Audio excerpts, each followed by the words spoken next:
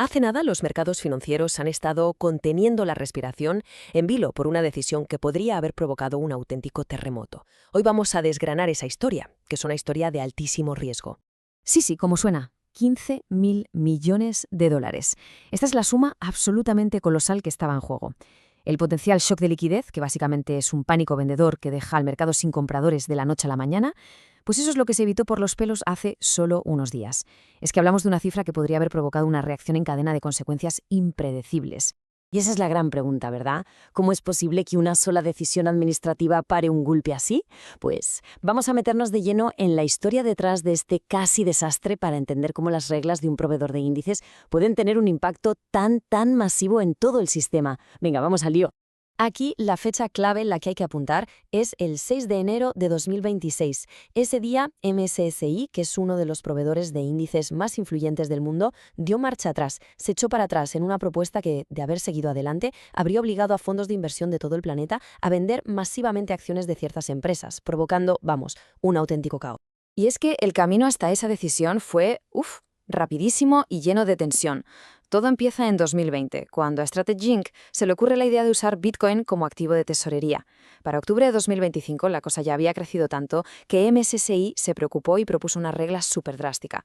Las alarmas saltaron de verdad en noviembre, cuando JP Morgan le puso números al riesgo.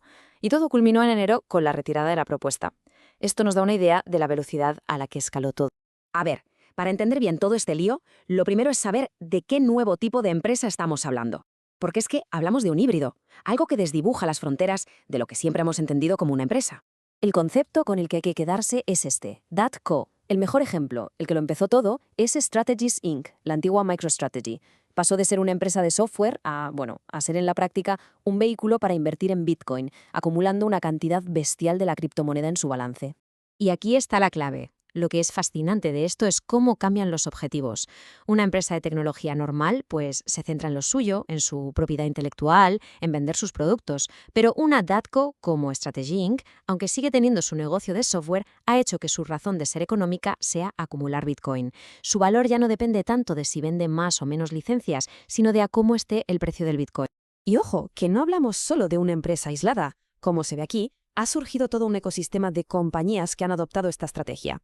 Y claro, este crecimiento supuso un dilema gigantesco para los que ponen las reglas del juego, los proveedores de índices como MSCI. Pero es que en el fondo esto no va solo de números y reglas raras. Es un choque de filosofías en toda regla. Se trata de decidir para qué sirve un índice bursátil. ¿Debe ser un reflejo puro de un sector concreto o tiene que ser un espejo neutral del mercado, con lo bueno y con lo malo? Y cuidado, que no es una discusión para tomar un café, no. Es una batalla con miles de millones de euros en juego para los inversores. A ver, la gente del bando de la pureza lo que dice es, oye, si yo invierto en un fondo de tecnología, quiero tecnología, punto. No quieren que sus ahorros, su jubilación, dependan de los bandazos de un activo que ni entienden ni tienen nada que ver con el negocio principal de ese sector. Tiene su lógica. Y en la otra esquina, ¿qué tenemos? Pues el argumento de la neutralidad, que defiende todo lo contrario. Dicen, mira, el trabajo de un índice no es ser un juez, es ser un espejo. Si el mercado decide valorar una empresa en miles de millones, el índice tiene que reflejarlo. Si empieza a excluir empresas que no le gustan, corre el riesgo de convertirse en una especie de regulador por la puerta de atrás, ¿no? Y al final distorsiona el mercado en vez de reflejarlo.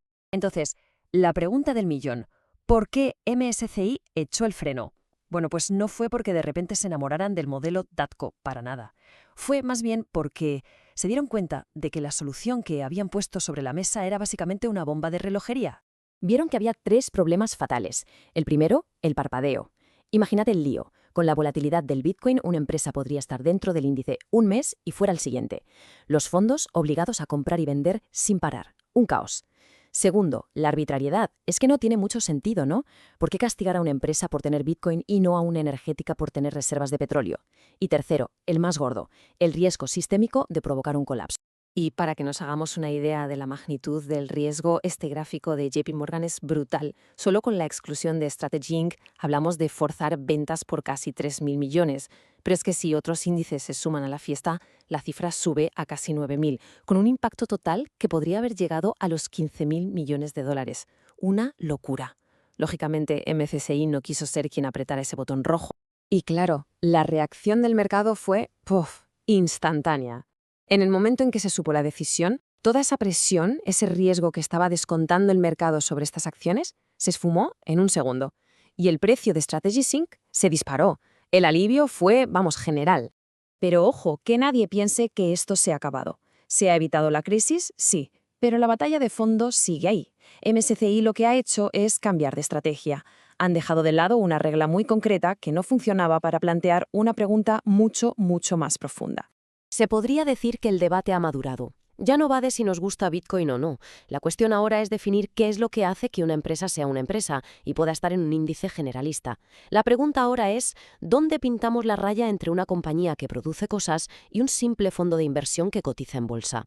Y ahora mismo, sobre la mesa, hay como 3 posibles caminos para estas empresas. La primera, reclasificarlas como financieras. Parece lo más lógico, ¿no? La segunda, limitar su peso en el índice, valorando solo su negocio real, no sus criptoactivos, lo que claro sería un palo para su valoración. Y la tercera, el escenario más heavy, volver a la idea de una exclusión dura, con lo que estaríamos otra vez en la casilla de salida. Y todo esto nos lleva a la pregunta final, que ya va más allá de las finanzas. En pleno siglo XXI, con todos estos activos digitales, intangibles, ¿qué es lo que hace que una empresa sea una empresa de verdad? Lo que ha hecho MSCI no es cerrar el debate, es abrirlo en canal. Y es un debate clave sobre el futuro, no solo de los mercados, sino de lo que entendemos por empresa.